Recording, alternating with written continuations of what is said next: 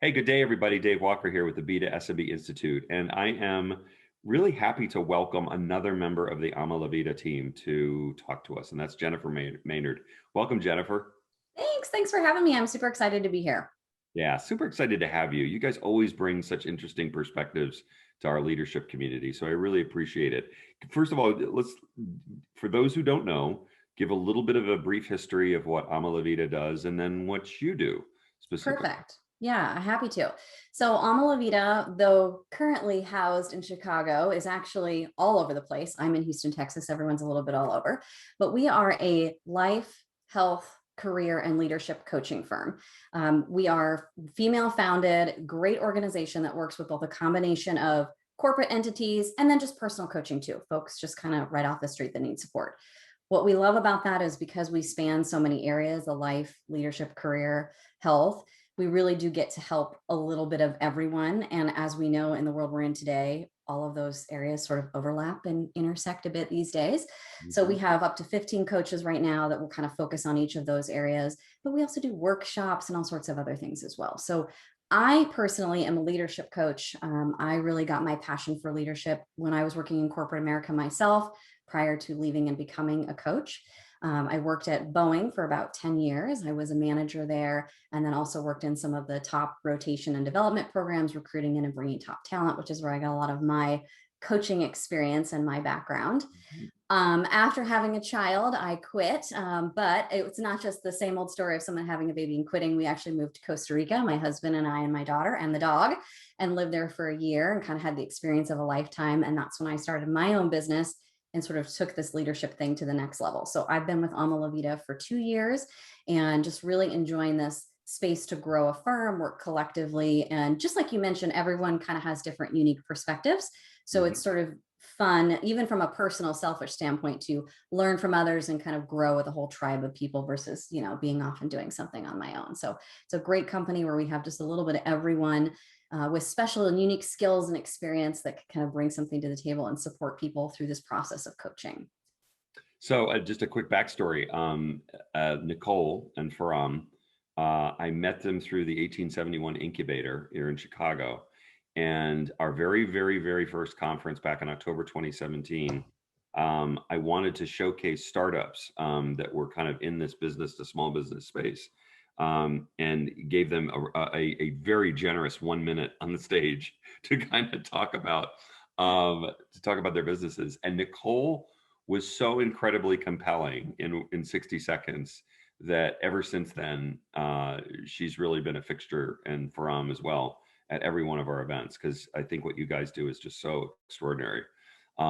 So, what's the state of the business culture right now?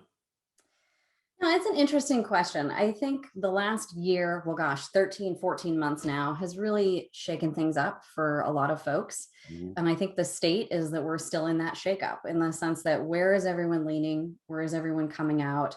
Do we have a culture? Did our culture get blown up and now we're having to sort of reinvent ourselves? And Mhm. it's been a long enough period of time now that we're seeing some of these pendulum shifts, even where we reacted quickly, we went over here, and then we realized that was wrong, and we went over here. So we're really seeing people testing their culture on both sides and figuring out where's it going to settle out for us. I think that's interesting, but it's challenging because that pendulum is going to keep swinging unless we really pause and take a moment to figure out, wait, what is the culture that we want to have within our organization? What does it look like for us? Why is that important that it looks that way? And then how are we actually going to get there? It's really easy when the environment is crazy for us to go, oh, someone's doing it this way, we should do that too. Someone said this, we should say that too. And then all of a sudden we get really far away from who we are or what we're trying to be as an organization. So it's definitely still in a very crazy state of flux where people are sort of figuring out where they want to land and what the future is going to look like for them, and kind of really spending some time diving in and understanding what our individual culture is and why it's important to us is really going to be that sort of next phase, is really pausing to say, okay, 14 months was crazy. Where are we at now? What do we need to do? And how can we shift things or set something up going forward so that we set ourselves up for success? I think it's easy to observe that too. So, as you talk to leaders, and that's what you do every day, all day. What do they? commonly say at this point are the top 3 to 5 challenges that they're facing? What's interesting about coaching and the process of coaching is often what people come in and tell us their challenges is not actually their challenge. It's just sort of like that outer appearance, and then it's, you got to like peel the layers of the onion back, and it's the root cause. We always give this coaching example of, you meet a man in the desert, he's sunburned, he's clearly dehydrated, he's hunched over, he's not feeling well. You run up to him, how can I help you? What do you need? I need a cup of water. Well, he says he needs a cup of water, but I'm thinking, no, you need a medevac helicopter, you need an IV, you need some aloe vera, there's so much more to it than that. But but with that said, what people are coming in and asking for help on really is that people and teams component, right? So how can I continue to make sure that my team is happy, that my team is following me, that my team feels a sense of ownership, that there's healthy well-being and balanced people on my team?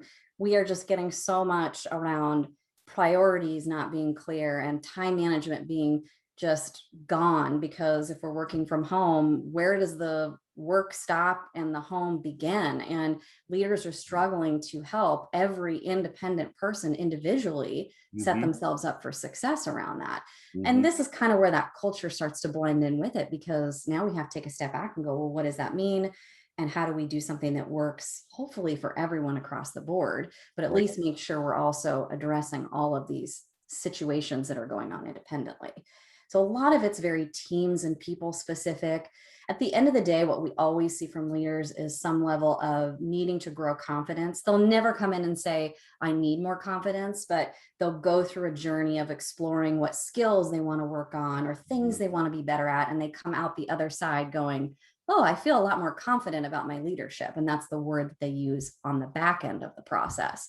So when things are just tough and there's so many unknowns, it really taps back to that confidence piece and that people piece being really strong right now. Yeah, no doubt that in those particularly in that first 90 days, because we were having as a community, we were having so many leader to leader conversations, and they were all kind of the head in your hands, oh my God, kind of conversations of not knowing, everything was so unfamiliar and so so new for the first time. Has remote working and our virtual connectivity, is that obviously that presents new challenges to leadership and to culture, but is it apparent yet what the solutions to those challenges are, or are we still fundamentally just feeling our way?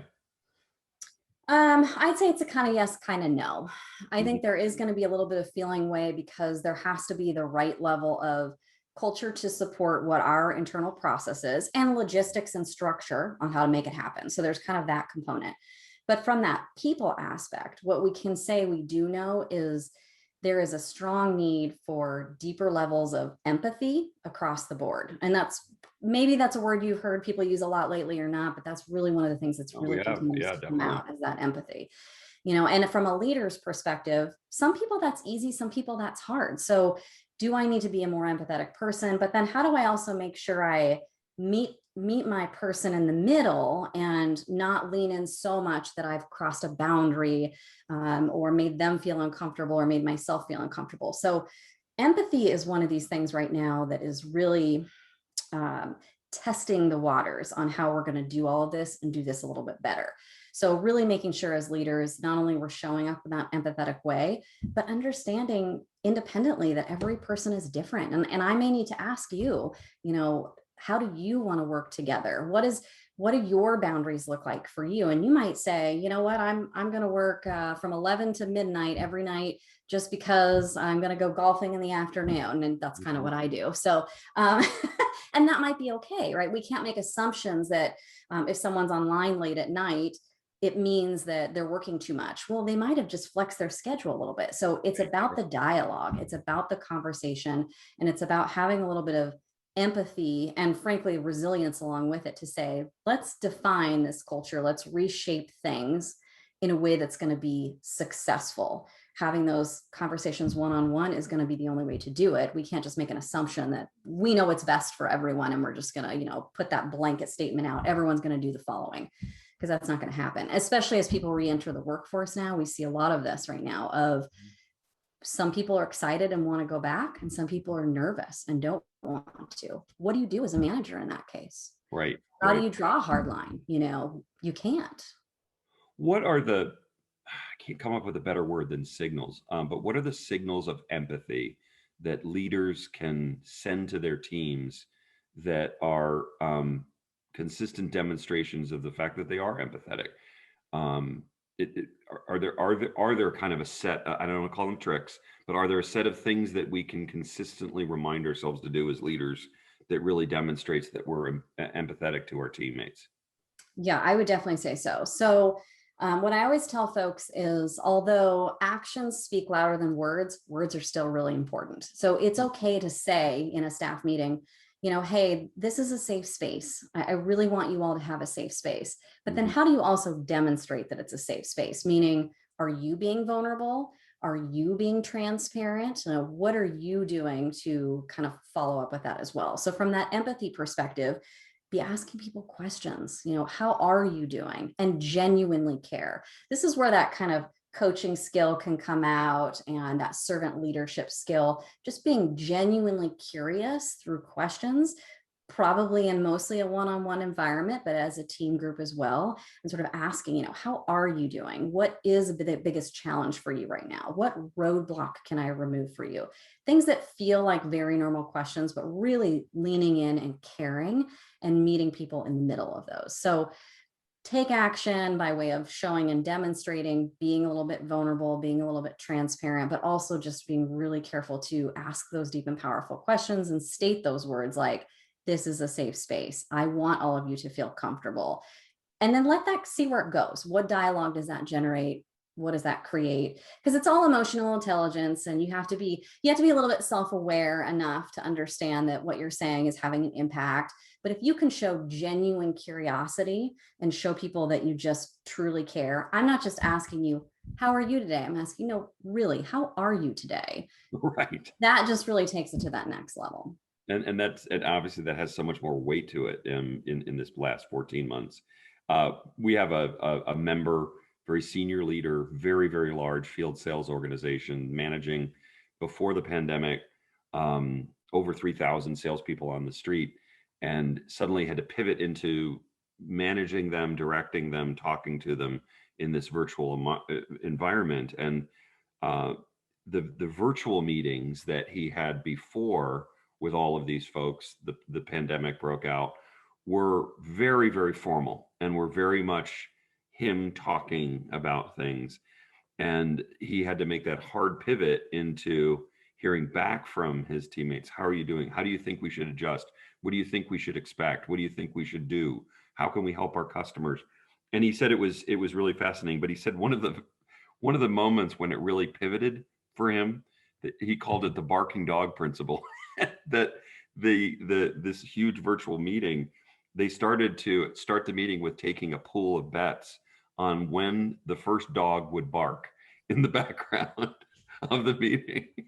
And it became kind of this running joke, but it was funny but relieving in a way for everybody, because they suddenly were looking at a guy who is super buttoned up and kind of a hard ass, suddenly making light of the fact that I know dogs are going to bark. My dog is barking, and it seemed to draw them all together more.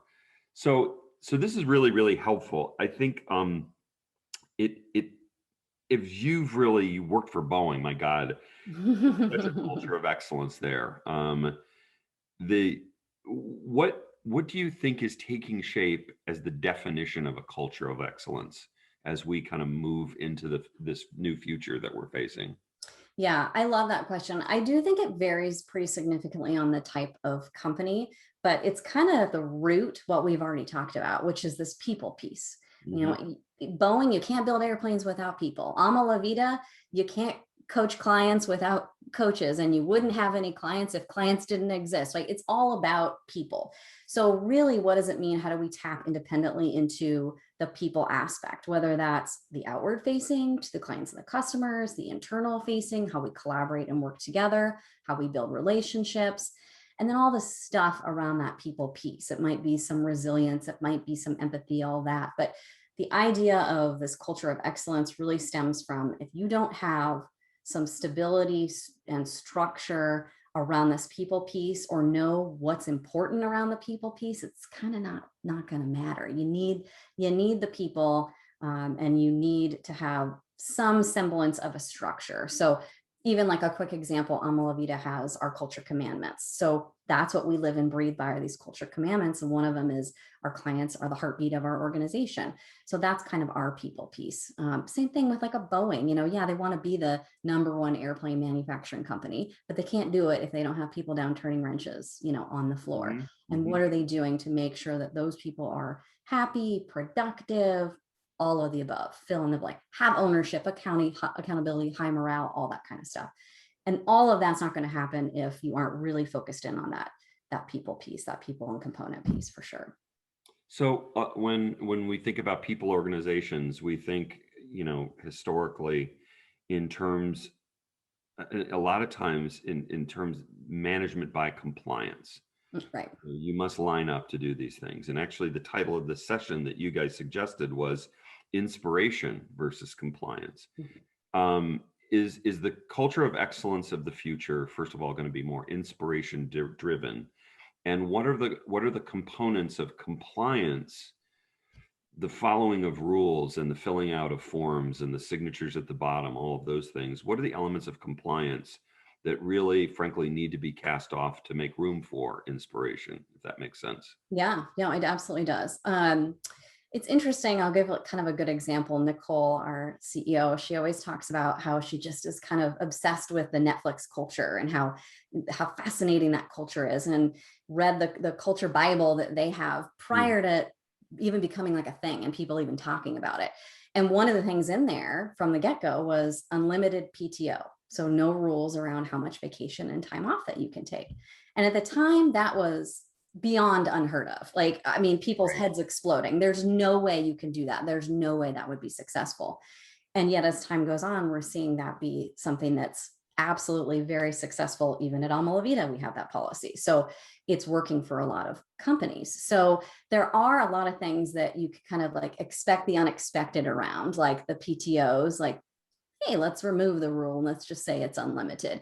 You're going to have some of those things where, yeah, we have to have the lawyer sign off on the bottom line, but I think you are going to see a lot of that creativity and flexibility around how we work together and how we adapt and we evolve. So it might be virtual work rules, it might be the way we show up in meetings, and you might see things like, we're going to have a Zoom meeting today, and our norms are everyone shows up and everyone is present, but we're not going to tell you what it means to show up and be present. Like, it might be a little bit loose, but if we create this great culture and we're listening to the people and people are engaged and people are excited, they're going to turn their cameras on and they're going to be present. They're not going to have their cameras off and be on mute and be multitasking and doing other stuff, because they want to be there in that moment, because you've created whatever that culture of excellence means for the people in that case. So we're definitely going to see a lot more of those changes where we get flexible and the terms are a little bit loose, even as to what some of these things mean, because it's sort of allowing people to have that sense of ownership and show up in the way that feels really good for them and the way that matches and aligns to them. It's kind of the boundaries example I gave too. I can't just say, all right, we're going to work 8 to 5, and at 5 o'clock, everyone's going to shut down, no overtime. Well, someone over here might be saying, well, but I have homeschool with my child that I need to do from 8 to 10 because I got to log them into that Zoom class. So as long as I log in at 7 and do my meeting here and then here and then here, maybe they work 10 hours of the day, and that should be okay. So we can't be sort of holding hard and fast to some of the norms of what operating as a business has looked like in the past. We need to be a little bit more flexible around how do we make that work for everyone else. And maybe the terminology just looks different. We want people to be happy. We want people to be healthy, not we want people to work 8 to 5 and no overtime. Maybe that's not as relevant anymore. Is there any risk to what I guess I would describe as faux inspiration? I can say this as a practicing Catholic. Is it kind of the inspiration is really more everybody feels guilty if they don't do a thing versus everybody feels actually genuinely motivated to work and contribute. Is there a balancing act there between those two things, or is it really no, be brave, go into that space where you're really truly inspiring your folks, not really kind of presenting a sure you can have as many PTOs as you want, but we're really going to start to talk poorly of you if you take more than three.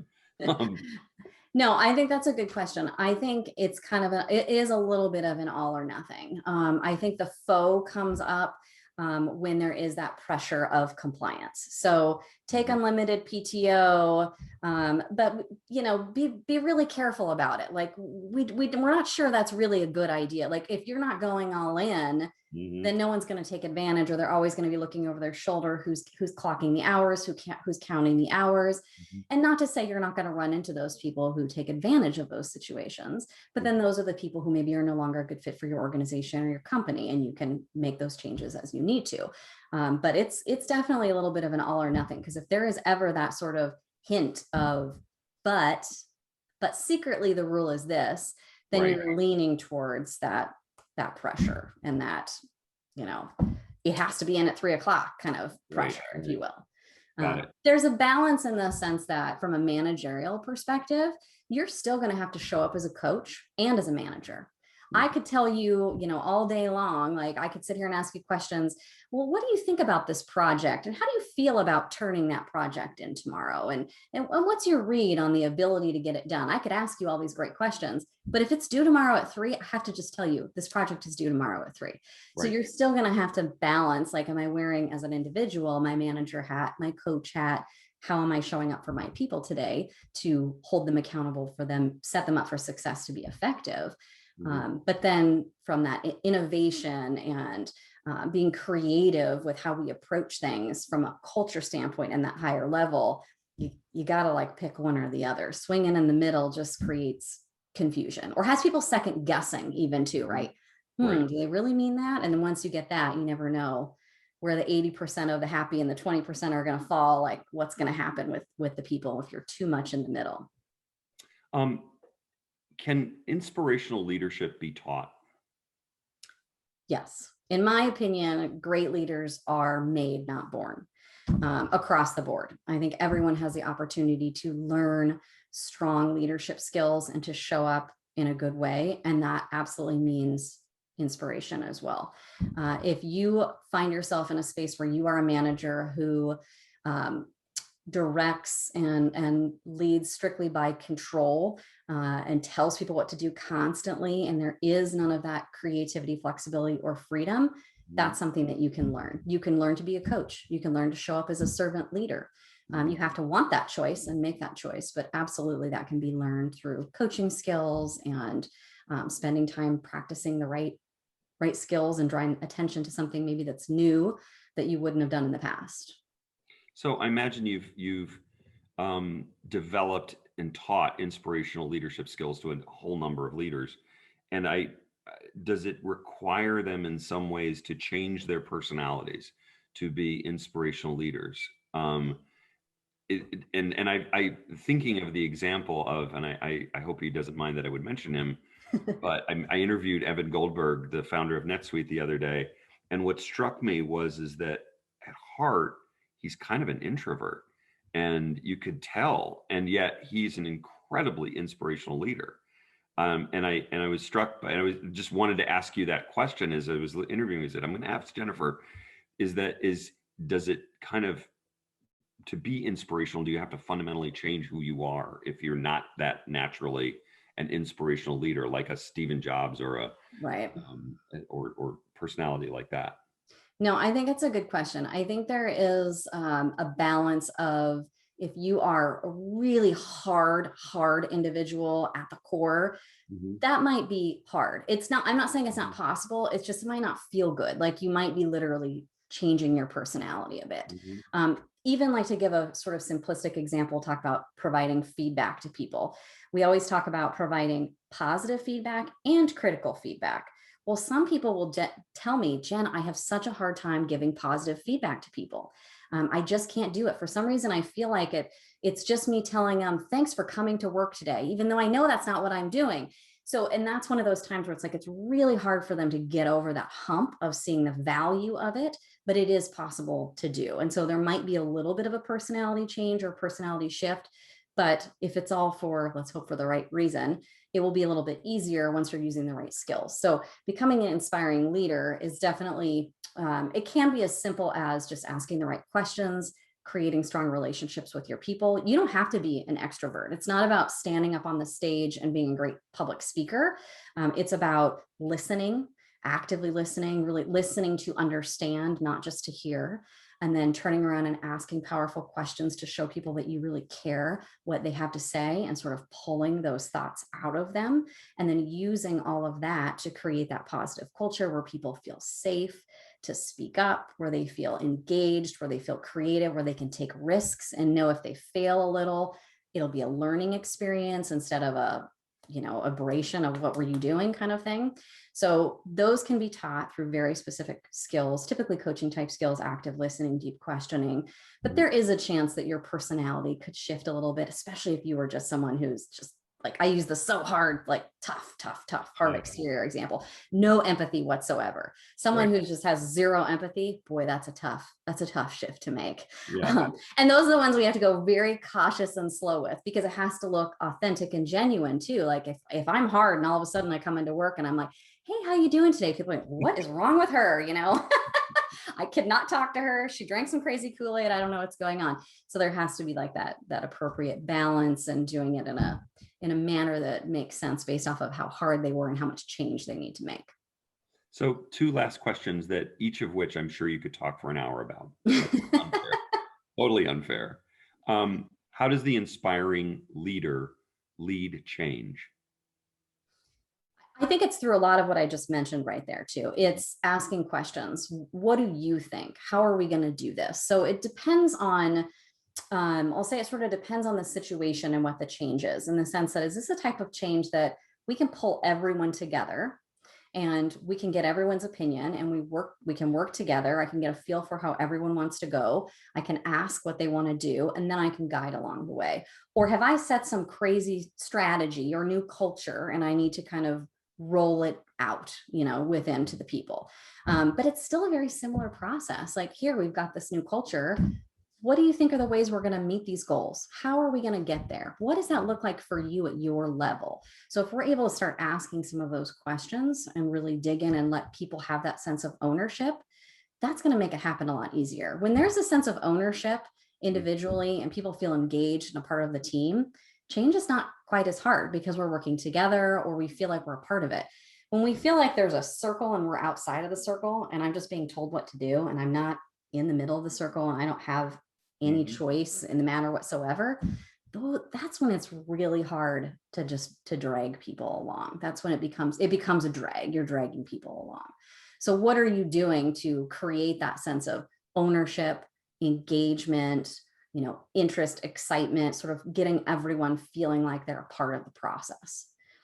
What about the people who don't see the need for change, who are, it's not so much that they feel left out of how we're going to change. Right. It's they feel left out of and don't necessarily agree that we need to change in the first place. And I ask this in the context of a year in which every business had to go through massive change. And in a lot of cases, it might have been a little easier because everybody knew we needed to change. We needed to work remotely. We needed to do this for our customers. We needed to launch this new kind of product. But having managed significant change in organizations several times throughout my career, it wasn't so much the participation of those who knew we needed to change. It was the engagement of the people who just believed we didn't need to change. Yeah. So how does the inspiring leader really address that? Yeah, it's a great question. There's a really good Simon Sinek TED Talk out there that I would encourage people to go watch, just because I think it's very entertaining. But he talks about starting with the why. So often we just kind of go, here's what we need to do. Here's how we're going to do it. Oh, by the way, here's why we're doing it. We reverse. If we reverse it, the message is much more powerful. Right. Here is why we're doing what we're doing. oh, by the way, here's how. Oh, and then here's what it is you need to actually go do. So when we reverse that, it helps a lot. So those people who are resistant, if we can include them, if we can make sure they are clear on the why Hmm. does this matter? Why is it attached to the big picture? And we better be able to provide a good message there, or they're still not going to come along, right? The why actually has to make sense. Right. The why is because if we don't, we're going to lose the business, or it's something that's critical and big and makes sense. When they can see that why, and they can understand how that attaches to the mission, the vision, and frankly, what they do on a day-to-day basis, how every time I push this button, I can see how it connects to that why. That will create that sense of ownership and then allow them to kind of come along with the change. I mean, it's not always going to be easy because realistically, you have people who are Right. resistant to Right. change, right? But Right. at least if they really know why and they're involved, then they're going to be much more willing to put one small step in front of the other versus drag their feet behind. Yeah, I think that's absolutely terrific advice.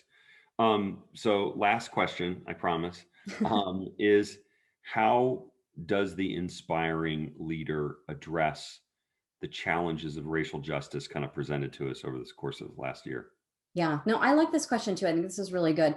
I think what's interesting about this, as I was just reflecting a little, is there's sort of two faces to this. One of what's my company doing, right? If I'm involved in a company, whether I'm the leader or not, like what does it look like from that company perspective, sort of that bigger perspective and what's going on? And then what does it look like for me independently with my teams? Some people that's going to be one and the same, like very easily one and the same, but a lot it's going to be two very different, even using like the Boeing example, right? Where Mhm. Boeing might have a stance, but then I, as a manager or leader, what's mine type of thing. So I think drawing attention to that and just being really aware of what is my company doing? What are they saying? What are they not saying? And why are they not saying it? And what does that mean?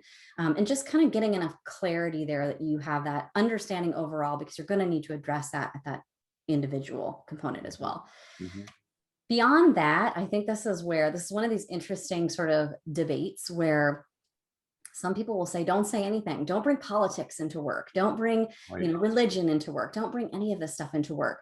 But at the end of the day, your people need to have that conversation, your people need to hear something, your people need that space. If Mhm. you aren't comfortable having the conversation, have a facilitated dialogue, right? It doesn't have This is not about you doing all the talking, right? You don't have to have the opinion, you don't have to come in with all the answers. No different than anything else with leadership. I say take those weights off your shoulders. You don't have to have all the answers. You don't have to tell everyone what to do. You don't have to have every direction. It's the same thing in this space as well. You just need to be there. You need to sit with them. It's just like empathy. I'm here with you. I'm meeting you in this space, and we're all here. So, what are you doing just to create a space, psychologically safe environment where people feel like they can speak up and be heard?